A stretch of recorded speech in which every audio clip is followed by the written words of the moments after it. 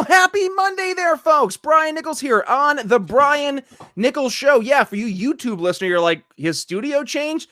Yeah, whole story. We'll dig into that in a second. But yes, I am your humble host, Brian Nichols, and thank you for joining us on today's fun-filled episode of the Brian Nichols Show. And of course, either Monday or every Monday, that is, we either do a sales episode or a marketing episode. Last week, we heard from the professor himself, Chris Goizetta. This week, returning to the program, the one and only Jeremy Todd, sales extraordinaire. Welcome back to the program, my friend.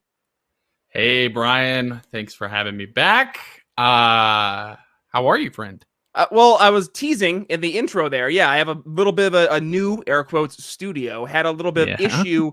You know that whole Hurricane Ida thing that went through? Lots of rain here in the Northeast. Yeah, my house was one of the places that got hit. And apparently, we found a leak that ended up going in from the roof / where another addition meets the house. Long story short, the floor in my studio ended up getting nice and soggy. So yeah, having hopefully somebody coming and looking at that soon, and hopefully be back into the studio sooner rather than later. But hey, we're making it work, and we have a makeshift studio right next door. That's right. So hey, we're gonna make sure we're always giving folks an awesome episode 7 days a week, my man. And by the way, you've been killing it with your solo episodes. You having fun with those, by the way? Yeah, a lot more fun than I thought I would, honestly. And I'm looking forward to kind of what that is going to evolve into with our new acquisition. Yeah, so he's teasing it, and we've talked about this a little bit, but we can officially announce, Jeremy, that you and I will be, along with our good friend Chris Goizetta, taking over the realm that is One Sell Liberty from our good friend Brent DeRuyter. Now, Brent ended up deciding to take a step away from politics, and honestly, in the world that we're in right now, who can blame him? But he had built up a great entity that was called Sell Liberty. And really, the idea was to focus a lot on the things that we talk about every single day. And that is the ideas of building value, becoming the trusted advisor, solving problems, building solutions versus trying to focus on winning arguments, and really bring it to the one-on-one individual in the greater liberty world, showing you the tools and the steps that you can take and you can practice to become the best advocate and really the best salesperson for liberty. Now, this isn't the used car salesman approach to liberty we've heard in the past. This is truly a solutions-based sales approach. And this is something that we've been talking about a lot here in the program as a way to really grow the movement. So now that we've absorbed this entity, and I was thinking, who better to really help me with carrying on this mission that Brent had really started than Jeremy. And honestly, Jeremy, you've been doing such a great job, not only with those sales solos or the one-on-ones. I've been hearing great feedback from those as well. And this is something I think we're going to see, especially in the next 2 to 5 years as we hit these different election milestones, that this is going to be an area more and more people are going to be saying, I need help. And we need to be able to give them the tools to say, hey, it's here for you if you want to take the help. But what are you looking forward to right now, Jeremy, in terms of being able to start this new venture at Sell Liberty? Well, the two big things that I'm really looking forward to is getting out to conventions, to state parties, to county parties, to affiliates, and really providing some of the training that Brent himself did and created. So if you are involved in a state or local affiliate and you'd like some training, contact myself or Brian, and we can arrange a way for us to come out to an event or a meeting of your affiliate and provide you with these concepts, this training, and so that's the first thing. That is, being on platform is the most exciting thing to me when teaching people these ideas and concepts of training and really going through it. The second thing is with the biweekly episode of Sell Liberty, I am very, very excited to bring on a lot of people from outside of politics and people that have been very influential in my sales growth, teaching, and development, and getting to have conversations with them about what it is that, what's their favorite topic, what are they especially skilled in, and we might get into politics, but we might not. And ultimately, that is the skill set development that I'm excited to bring to our audience. Liberty is a means to an end. And I think we have to go back to remembering that it's not the only thing. It is a means to help us accomplish, and this is the Larry Sharp approach, our ultimate personal happiness. Now, Mm-hmm. we're recording here on Sunday. Tomorrow, Monday, we're going to be recording with one of my favorite sales legends, and that is one Oh, Victor yes. Antonio. So excited. And Very when I just excited. found out by happenstance and listening to his shows that he's a rabid capitalist who is a Mm-hmm. big fan of Ayn Rand. And I kind of sat there and I'm like, there is an entire market of people that overtly are avoiding talking about this stuff every single day, and they're actually building solutions out in the private sector, but they can help us, and they're the Mm-hmm. allies that we need to be building bridges with to bring their solutions into the political world, not to help Yes. bring it to the public sector, but rather to show that the solutions that those folks who are trying to leverage the public sector to accomplish, that they can be solved in that private sector solution. And to have people like Victor who have shown not only is it possible, but you can build a heck of a career doing it. That is Mm-hmm. the thing that we're missing, and it's why we Yep. have to be able to not only effectively communicate, but to know who we're talking to. So let's start off, Jeremy, because And what a segue, go ahead, right? yeah, What a right. segue. Because you talked about this when you sent over the notes, and I was like, why do we do this, right? And at the Yeah. end of the day, it is we end up talking to people who agree with us and who are already talking about the things that we agree on.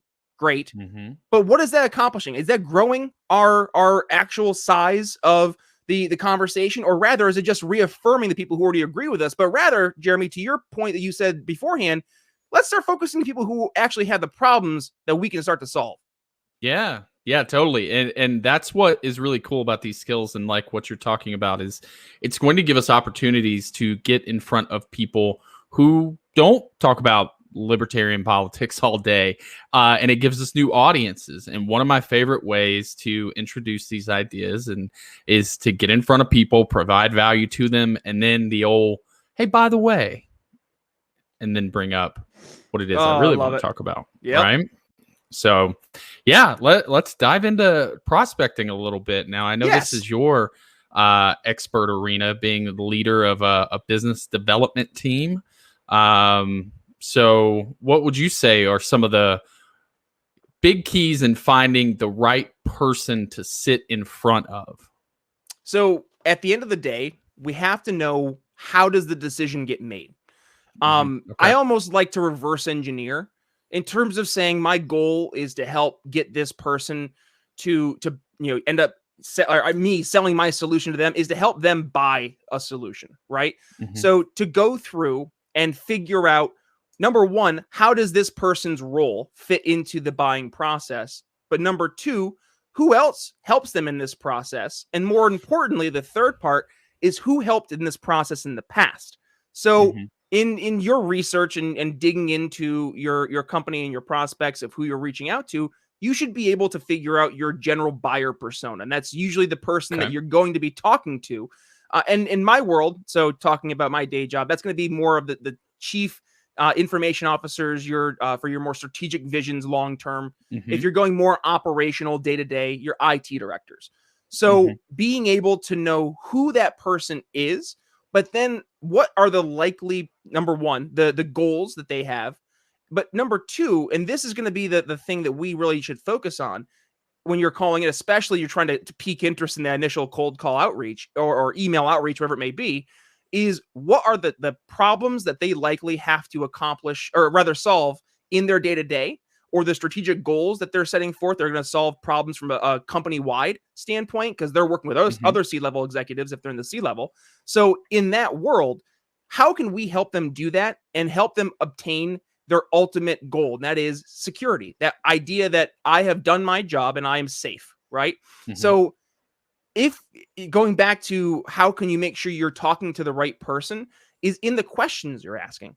If you can Okay. ask more of those long-term strategic goals to a C-level executive and you're getting this long-term strategic vision answers, then you're on the right path in terms of who you're talking to. But if a person you're talking to has no concept, no idea in terms of, well, I don't know in terms of when this could actually get implemented, but it would be a nice to have. You can tell that they're more of a day-to-day kind of person, and that's okay. Mhm. But what's important is if it's a larger entity where you have a lot of key decision makers who have their opinions that are very influential in this process, it's important to have a dialogue with all of them and try to figure out what are those key operational day-to-day moving pieces that need to get answered that will help address that long-term strategic vision. Because if you can almost become the person who's echoing back the wants of those day-to-day people to those C-level strategic vision people, then you're almost doing two jobs at once. You're helping solve the problem, but you're also helping be an advocate to get them to their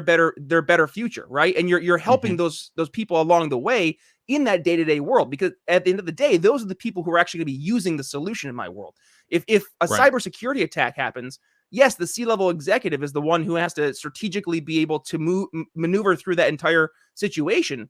But in terms of actually dealing with the attack and the immediate fallout of that attack, it's that day-to-day person. It's the network admin. It's the security admin. It's the IT director. It's whoever had that, immediate initial triage that didn't do their job. And that's a sad reality that it could be avoided, but a lot of times they're left out of those conversations. So to answer your question, Jeremy, across the board, it's to know, number one, your customers by doing the research.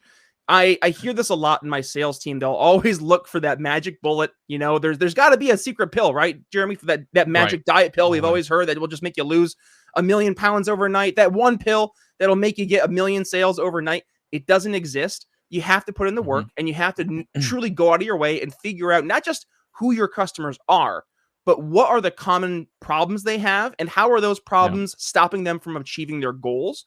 And then dig into that persona. Who is the person you're talking to? And not just based on that, who they look like as a CIO and IT director, not just that buyer persona, but going back to what we've talked about, empathy. Who are they as people? What are those driving, motivating factors in that world? If you can go in with those two questions answered in terms of the company and the problem you're solving, helping them reach their goals, and then the person you're speaking to, and not just their overall driving factors for their careers, but their overall security and goals for their life, and how you can help them obtain that and achieve that, then you're doing better than 90% of the other people who are out there doing what? Smile and dial, right? Yeah. I see this too often. Sit down, do 150, 200 phone calls and smash your freaking head against the wall, hoping that you're going to get two people to pick up. You can shoot your pitch once. And then what? You hope that they say yes to an appointment, or you can work smarter, learn about the person you're talking to, and make sure you're reaching them in a way that's easier for them to communicate, catch them at a good time, make sure you're not taking time from them, and show them the value in what you can do to help solve their problem. So that's where I would start. Yeah, I think you say a lot of good things, and the main takeaway for me is, again, what you had echoed earlier. The person you need to be targeting is not somebody who is necessarily in your arena, who understands what you're selling, who is talking, but somebody who is currently dealing with a problem that and you have confidence and conviction you can effectively solve. Let me give you a real life example, because this helps make it so it's like not as just pie in the sky. I'm currently working right now for my day job on a very intensive solution it's a contact center for a healthcare company. And I spent a good deal of time sitting in their contact center, learning the day-to-day of the person actually using the solution. I could go and talk to the CIO about the different disposition codes that his contact center reps are using and how that would integrate with their CRMs and stuff if they were to go forward and become an actual registered appointment. But it didn't really mean anything to him, right? But for me to be able to take away, okay, here's a problem that occurs if somebody calls their contact center and all the contact center reps are on hold. Where does that person go, right? That's something now I can start to articulate in a different way, even though he has no confines of what is going on in the actual call center. And then to flip it, do you think the call center person has any idea in terms of the actual text behind the scenes of what makes it work? No, but they can tell me what happens when something doesn't go right and what that does in terms of them stopping them from doing their job. Yeah, absolutely. And the main key is keeping that focus on problem. So when you're figuring out, okay, who do I want to pitch Liberty to, right? I think I am an absolutist when it comes to liberty. I think it's good for everyone. I think everyone in the world is better with more liberty. However, kind of 80-20 rule. You want to spend your time with the 20% you are going to be most effective in your pitch when you do your prospecting. So who is that? It's somebody that currently is dealing with a problem that very simple liberty principles can solve. And very simple liberty principles, what I mean is reduce the authority of government, reduce their control over our lives, increase freedom amongst, consenting people. And so what groups are currently dealing with that, with encroachments on that? Those are the people who we have to target when it comes to this. So you mentioned a lot about C-level employees, and I understand in B2B you're selling to an entire boardroom when the final pitch kind of happens. Is that do you always start at C-level, or can you discuss a little bit about how maybe you sell the people on the ground and then sell up through them? And a better question would be who in if we're pitching liberty, who is that C-level person in the real world who holds that kind of influence, and what can we possibly equate that to? Oh, that's a great question, Jeremy. So when you're looking at the C-level, I always aim high. Reason being is if I get that C-level's interest, and so I'll go back to, I was referring to strategic vision versus your more operational day-to-day. So your strategic vision people are 5 to 10 years. Where do we see the company, right? Right. The day-to-day people are the people who make the things happen. So if I enter into a cold call or a cold email, a LinkedIn message, whatever it may be, to a C-level executive, and I'm addressing a hot topic, a top of mind issue that is either a problem they have seen that is holding them back from achieving that long-term vision, or it's going to be that's something that they have on the agenda. If it's something that they know they need to start looking into, but it's something that they just can't address right now 100% of the time, more often than not, I will get bumped down a level. They'll say, hey, listen, this is something we're going to be looking into. Go talk to Bill. He's the IT director. He's the one who actually handles this every single day. He's the one who's having the issues with the contracts. Go talk to him. I get benefit from that because, again, I can now figure out. Bill now has to talk to you. Bill does have to talk to me, but I can figure out more of those day-to-day problems that Bill experiences. And this is just the reality of the C-levels, is that they often are more so taking in their filters of the problems that they hear from people, but they have to disseminate not only what is important and not important, but based on the context of what's been addressed as their top goals, right? Or what are the top threats that they have to go off and make sure that they're preventing against. So there is value in going out and talking to those lower level folks. And then to almost kind of go back the other way, Jeremy, you can almost crowdsource, if you will, your way into a company. I've seen this happen. I myself haven't done it in a little bit because I myself haven't been directly doing sales for a hot sec. But one of the things I would do, and I'm looking at this one opportunity, it's funny how things work out. I lost this deal that I'm referring to, this healthcare company that I'm working with for their call center. I lost this deal in 2018. I started working on this deal in 2017, and I maintained contact with the CIO for that entire time that we lost it. And we lost it entirely on price. And that hurt to hear because you should never lose on price. And I was very humbled at that time, being an up and coming kind of, brand new sales guy. I felt pretty good getting to this massive account. It was going to be ballpark, 25 MRR per month. So that's, for like the predictable revenue kind of approach. Right. And a lot of these companies run for their modeling for their revenue. But anyways, so the fact that I was able to really work with him from here's the deadlines, here's the timelines of when things are going to come up. But then I could work with the call center manager. There's one major supervisor. She had 3 under supervisors that we'd work with different shifts. You'd work with them. You'd work with the IT guy in terms of what he actually has to do from the day-to-day to make sure that it's integrating properly with the various systems they had or the various cloud-based applications they had. I had to work with their network team to make sure from a bandwidth perspective that what we were going to be bringing in as a solution would be able to be supported from their 17 locations. So there's all these things that I was making sure that we were taken care of, but I didn't have to require my prospect, the C-level, to do it for me. So it made it Right. a lot easier when we were going towards the end of the solution, going through and painting how we would make this work, because now I had worked through all these different areas that were pertinent to the solution being successful.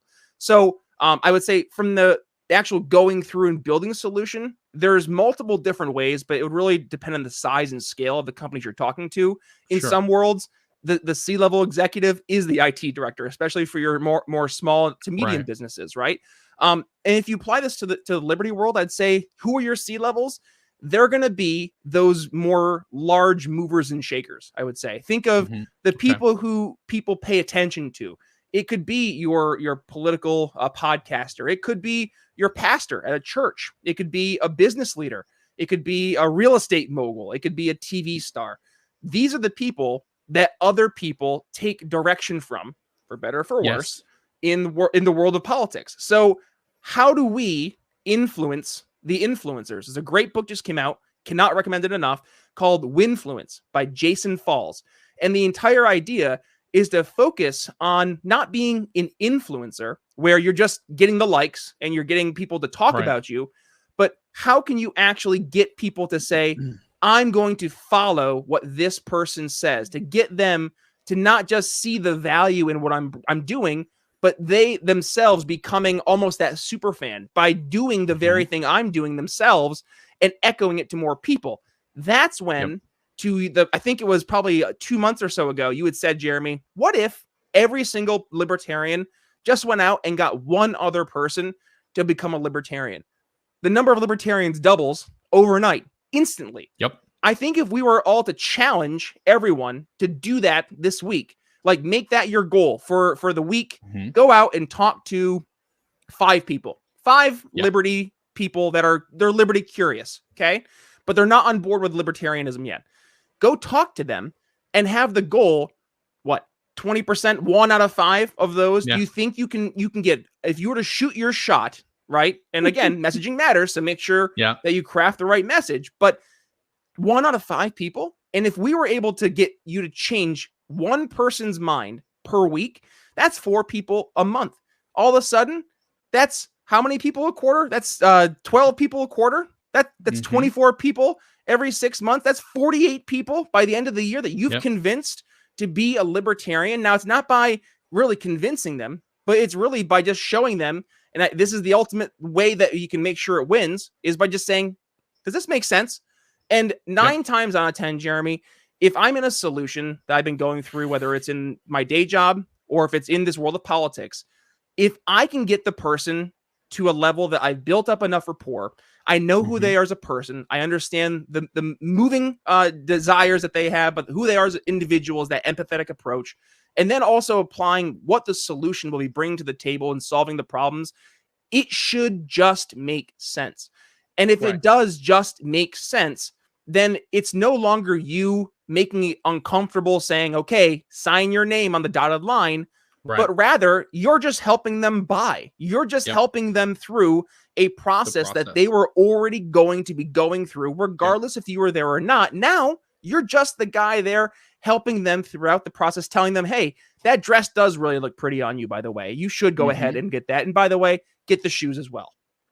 Yeah, and I think, man, talking about those influencing the influencers, that played such a huge role when I go back to my first sales job, in selling Cutco, in that we only worked off of referrals. We didn't cold call, we didn't go door to door. That was all kind of weird.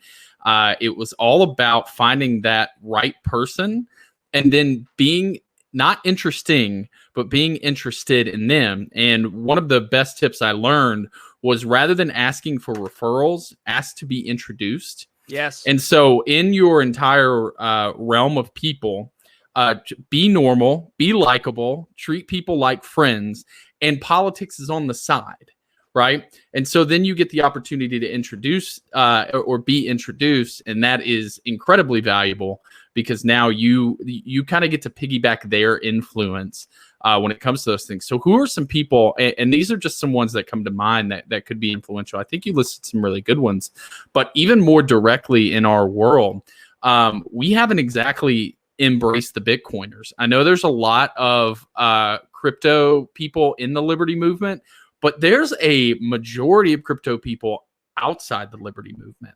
And they are short-term investors. They are, kind of entrepreneurial spirited kind of people. That is a group of people who understands freedom, because that's exactly what crypto does. It is a freedom type solution with privacy. So if like when you got that friend who's way into crypto but doesn't talk about politics, man, they are ripe for the picking. Another one, and I'll go ahead and tell you, this is my attempt at influencing the influencers. I am trying to become better and better friends with Mark Snyder. I think the libertarians and the Libertarian Party should become inclusive and embrace the nuclear industry. These are people who are very passionate about what they do. It's a solution that can help us push back on government tyranny when it comes to things like the Green New Deal. And it is ultimately a free market solution. It just happens to be the best one we've got right now. And so I continue to try and spend time and build relationships with people like that. And because of that, we get to enter some of these political conversations sometimes. Yep. And the key when providing these political conversations is to remain consistent. They are paying attention. They do see your posts on social media. They may engage, they may not. But when you remain consistent, what's funny about libertarianism is that we are consistently correct.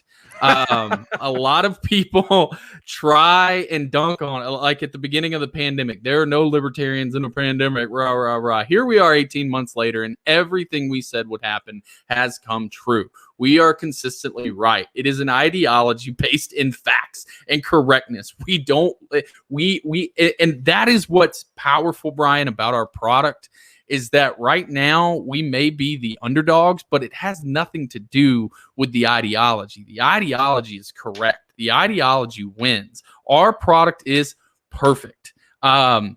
We are imperfect messengers. And if we want to continue, and the other thing, what's really so important for me about prospecting, and you mentioned the idea of win one person over. We've discussed this earlier, but there is a tipping point on that curve where if enough people buy in and believe what you believe, the evidence itself is that more people believe this. And that's one of the things that I get kind of fussy with the people who make fun of us for voting. I'm like, look, I don't think we're going to vote in the answer. I understand that. But if we can put up real numbers and put up real evidence that there are others out there like us. We are not the crazy people on the fringe. We are gaining ground and making progress. Those numbers mean our influence increases. The word libertarian increases in influence. And so that's the power of getting more people on board. It's social proof. Social proof is so powerful, not only in this, but in prospecting, because of the ability to gain referrals. Who are they going to let you into the circle of? And it's like when Joe Rogan comes out and says, yeah, I voted for Joe Jorgensen. When Tim Pool is having libertarian after libertarian after libertarian on, those are social proof to those audiences that these people really have great ideas. And so the more we can do that, I think it makes selling easy when you have advocates for you, which was the bottom-up idea. Yeah. I had four people that I haven't talked to since like high school, I think it was. Yeah. And they're more squishy lefties, but they messaged me saying, you were just mentioned on Tim Pool because there was my tweet I had done about the lumber prices that went viral that Rob Schneider retweeted, that Tim Pool had he mentioned it on his show and he pulled it up on screen. And they're like, I saw that. That was you. You were on Tim Pool. And I was like, yeah, that was me. Isn't that cool? Yeah. And like they're like, yeah, that actually was cool. And they started paying attention more to my posts. And I see them now liking things on Twitter. And I'm like, you weren't there before. but now you're paying attention. Right. And there is an idea. It goes into the ideas of persuasion. And this is, Rob Cialdini 101 right here. You start to show trends. If you can, so I forget this exact phrasing, but it's like, one data point is that a data point. Two is an occurrence, and then three is a trend. And if you get to the world of a trend and you're showing that things are happening, it instantly shows that more people want to jump on board for the fear of missing out. They don't want to miss out. So, of course, if everybody else is getting on board with this brand new thing, I want to check it out too. So let's show them that liberty is the brand new thing. It doesn't have to be. It's a solution really as old as time, but it really is a solution that I think people are almost new to, which is sad. Yes. I guess. And a part of it, Jeremy, is that we don't have to tell people until we're blue in the face that we're right. You said this earlier, and I want to make sure we say it again. Our ideas will always win in the battle place of ideas. We know this. Yes. So instead of trying to go and just win in the battle place of ideas, because we're just going to be wasting our time doing that, just go out and do it. Go build the solutions and make those naysayers irrelevant. Make their arguments just that, arguments.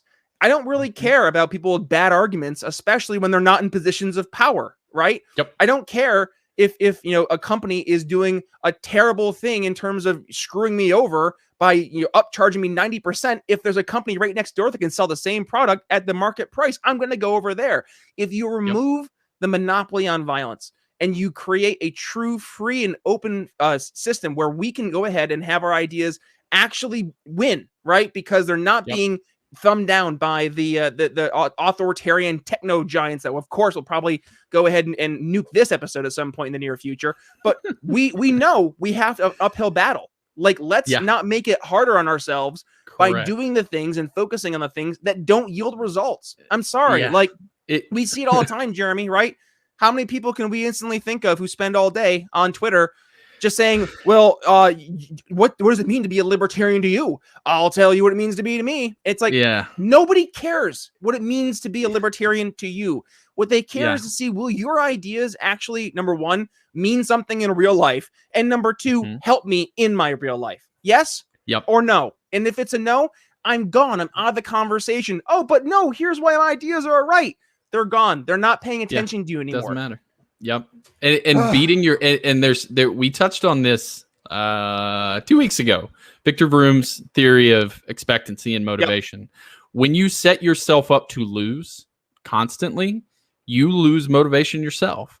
So if I've got a product and I constantly am trying to call on people who don't need that product, who don't believe my product would help solve their problems, and I continually fail over and over again. Or who actively hate your product. They will go out of your way and tell you to your face, I hate you. They're not your target market. I'm sorry. Stop trying to change their mind, right? It is going to defeat you. It is going to waste your time, and you are going to look bad in front of everybody else. So the key to prospecting is who has a problem that you can solve. Don't try to, the way you defeat our naysayers, because our product is correct. All right. So if I have the best product, the way that I defeat the naysayers is not by going into battle with them and defeating them. The way you defeat your naysayers is to make them irrelevant, make them the minority, go out and win the hearts and minds to where your idea takes ground, theirs loses it, and they become irrelevant. Push them into irrelevancy. Make your competition irrelevant. You're turning me into Jerry Seinfeld over here. Jeremy, you're the 100% right. I can't blame you. No, seriously, dude. Like, this is the thing about why we're doing what we're doing. Let's just, okay, folks, like, breaking the fourth wall. We're talking to you. Jeremy and I could have 10 more, 10 times, 10, we have 10 more followers. We could have 10 times more followers if we did the easy thing, which is to go against the path of least resistance, do what we've always done, just attack, complain, build your echo chamber, build that echo chamber up in terms of monetization, and then just that's where you live. You live in your little echo chamber hive mind, and that's yours forever. And then that becomes what people identify as libertarianism. Instead, what we're doing is we're doing the hard work, and that is going out and talking to people who don't think like us already. That's uncomfortable. Guess what? Get comfortable with being uncomfortable. It's gonna suck. It's gonna be awkward, but that's how you get better. I used to weigh 385 pounds. I couldn't run a quarter mile, let alone thinking of running a 5K. But if you start to put in the work and you put in the quarter mile, then the half mile, then the mile, all of a sudden you start to add up week after week, month after month, all of the repetitions that you have done, and it makes you better. It makes you stronger. So when you actually get to running that 5K, which I did 2 years after dropping 180 pounds, I was able to actually do it. But that's the thing, is that if I had just got off the couch and said, I'm going to run a 5K today, I would have fallen on my fat ass probably in the first 5 steps because I wouldn't have been able to do it. And I would have been defeated had I tried to do it.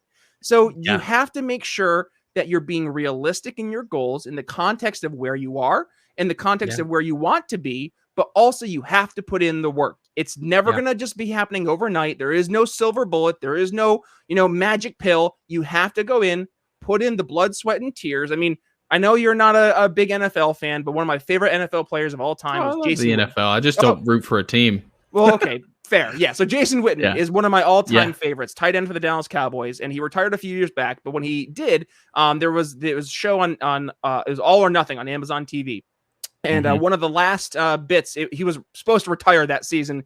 He technically did, and then came back and played for the Raiders. But we're just gonna pretend that didn't happen. But that last year, that last year of the Cowboys, man, and he said this one thing where it's in the dirt. It's where all on the field, it doesn't matter what your draft status was, doesn't matter how much you're paid. If you want to earn the right to be a Super Bowl champion in the NFL, you earn it by going out in the practices, by spending all the time out there doing the drills and doing, think of all the hot summer training camps, Jeremy, that you had to go through back when you played. Like, it's a nightmare to think of all the things you put forward. And if you just look to say like, oh, I'll never get that though, back to your point, right? If we're not in this winning mentality of like, it's never possible, but also to say, not only is it possible, but how did other people get there? It's not by just sheer luck. Some cases it is. In some cases, they got there and then they've created unfair systems on us. But excuses don't win, right? Like, we need to go ahead and we have to win. We have to go ahead. Yes. Don't say, let us talk. We'll start talking about us. They're going to start talking about us. They already are talking about us, Jeremy. So with that being said, my friend, we are unfortunately already hard pressed for time. Yeah. So let's do this as we wrap up. I want housekeeping in terms of what to expect, folks. So yes, we will be introducing very soon as we get this mapped out here. Jeremy will be doing a brand new show on the network, and it will be all focused on sell Liberty. So to the point, Jeremy will be doing more of what he's been doing with these one-on-one sales, but yes, having conversations with some of these noted Liberty movers and shakers, particularly in the selling Liberty world. And also, of course, we will continue our conversations with Chris Goizetta doing his marketing extraordinaire self stuff. And otherwise, we've been having our awesome conversations we just had here back on Saturday with our past guests. Kimberly Ross was our most recent guest. We have Remzo Martinez returning to the program coming up here this coming Saturday. So yes, it's great to hear from our past guests, and also our throwback episodes. It's been great to have some of these past voices. Even people who are no longer with us. This is one of the things about why I love that we're able to do this, because people like the late, great Steve Horwitz. I had him on the show in 2018, just recently passed away from cancer. And to be able to have that conversation we had, save for posterity's sake, and is truly one of those great educate, enlighten, informed episodes. Like, it was one of those ones I still will share to a friend if they have a question about why does the minimum wage not work? Check out this episode with Dr. Steve Horwitz, professor of economics. It's great to have these conversations, and that's what we'll be having as we move forward. Yes, still 7 days a week. But Jeremy, let's do this. Let's go ahead and give you the final thoughts here for the audience. What do you want them to take away from today's? I would say you kind of took the role of host a little bit today. I like that. I like being able to answer some of these questions. So what do you want to leave folks with the thoughts of the audience today? Be comfortable getting uncomfortable. speak to people, prospect, be smart about who you target in that conversation. Don't waste your time with people who you don't solve their problems or actively hate you. That will force you to lose motivation and look bad in public. Instead, focus your energy on people. And then I think our last point, which was just a great rant by you, is that no one is born an NFL player. No one is born a surgeon. No one is born a salesperson. These are skills that if you learn will make you more effective at virtually everything that you do, because they make you a better father, mother, sister, brother, friend. Persuasion is a powerful thing that is useful for everybody.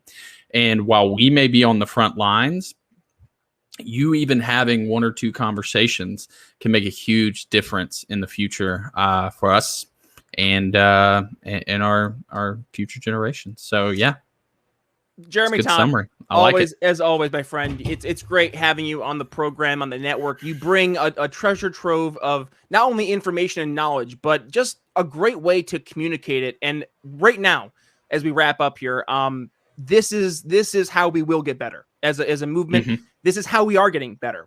Spike's going around talking to different chapters. What we're doing here in the program, what Brent was doing, and handing us the keys for Cell Liberty. We saw change happen, and it's funny how things happen. Mm-hmm. I'm going through my office here as we were ripping it apart before we have to have people come in to fix it up.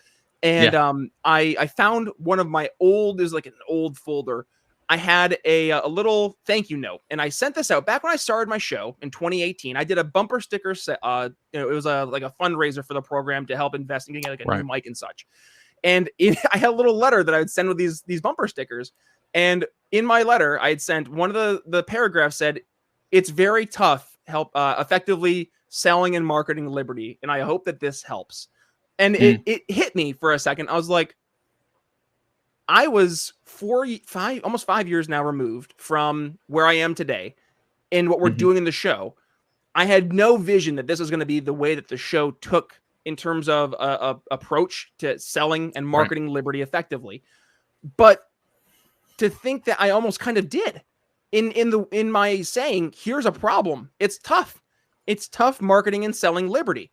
And in my saying that in my letter, not even realizing it and reading this now, fast forward as we get to 2021, I'm like, this is the number one issue that we have been facing.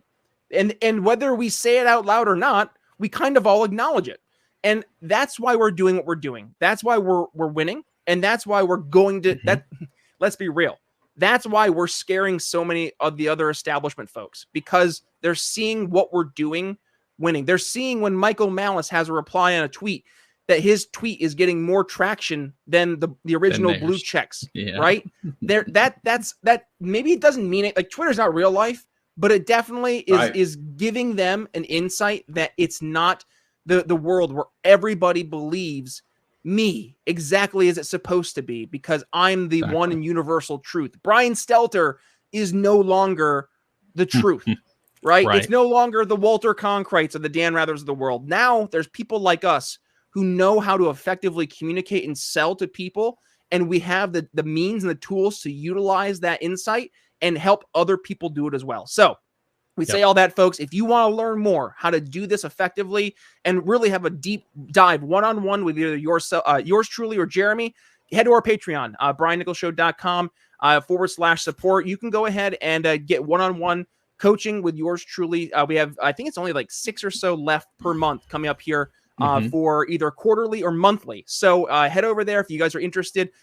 This is how if you're running for office, if you're helping grow an affiliate, or even if you're just a business owner and you're looking to get more effective in communicating and selling your services, your solutions to your customers, that's where we can help. So briannicholsshow.com/support. But otherwise, folks, thank you for joining us on the episode. Coming up tomorrow, you have Jeremy Todd. He's going to be doing a quick solo short on sales. Jeremy, what's the topic tomorrow, do you think?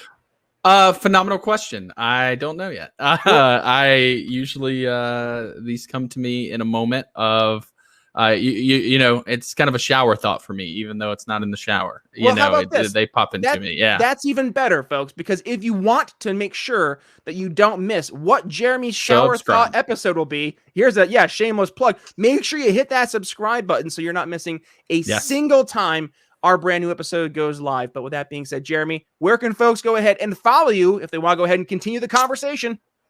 Yeah, at jtodd601 on Twitter and jtodd4lnc.com is where you can find my campaign for running for Libertarian National Committee. There we go. And folks, if you want, by the way, if you want to go ahead and do me a favor, head over to our amazing team of the guys over at the Soundmind Creative Group. They are building an amazing docu-series. Please, if you can, go. We're at a fundraising push right now. November 1st is our deadline, and our goal is 300K. I need your help. We, as a greater liberty movement, have to go out of our way and help make sure that we do whatever we can to get this docuseries made. We've had folks like Tom Woods invest. I think he did like 10K or something like that. There are folks out there who are doing the part, and they're helping lead by example, but we need more folks. If you are a business owner, if you are a sales professional, if you are a unessential worker, right, and you were impacted by the COVID-19 lockdowns, if you were a healthcare worker, go down the list of people who've been negatively impacted, and you want to make sure that the actual stories of the people who've been hurt by this lockdown and government authoritarian mandates have been in response to the COVID-19 pandemic, please head over to briannicholsshow.com/sponsors. Go to Follow the Science, go to their fundraiser page and make a donation. And when you're there, click on their awesome brand new trailer that they have for the docuseries. It's so great. And I cannot, again, support these guys enough. Soundmind Creative Group, Follow the Science on lockdowns and liberty. But that's all we have for you, folks. So with that being said, thank you for joining us on our amazing sales episode with Jeremy Todd. So that being said, it's Brian Nichols signing off here on The Brian Nichols Show. We'll see you tomorrow. Thanks for listening to The Brian Nichols Show. Find more episodes at briannicholsshow.com.